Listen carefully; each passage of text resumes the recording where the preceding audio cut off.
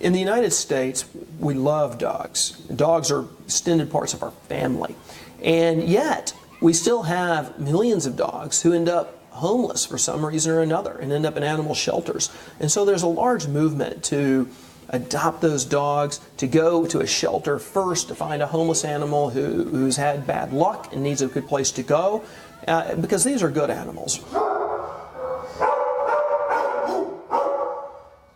You see puppies for sale, or you see a website that's selling puppies. Remember, these are places that require a large volume of puppies to meet their demand. These are the kinds of places that go to puppy mills, but they're never going to tell you that.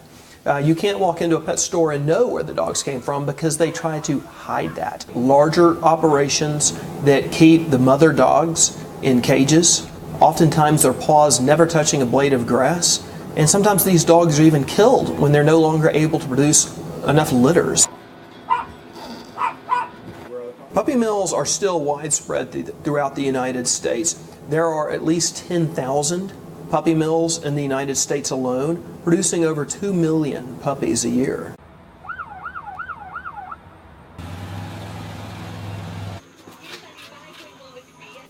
We get a lot of tips from people in the general public who go to humanesociety.org to contact us, and they let us know about a puppy mill that they're suspecting is operating in their community.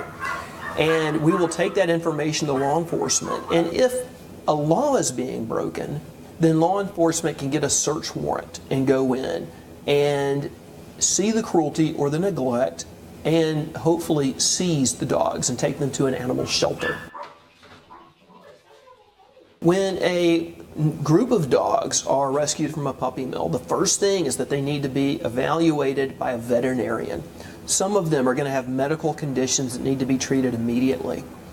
After that, we put them in a temporary animal shelter if it's a small area that doesn't have a nice facility for them to go to, or if it's an urban area, there may already be a good shelter to take them to.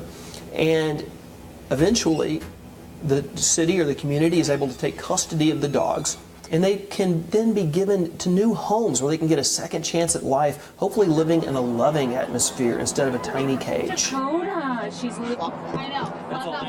My dog was in an animal shelter and rescued, and she has rewarded me with so much love and attention and affection.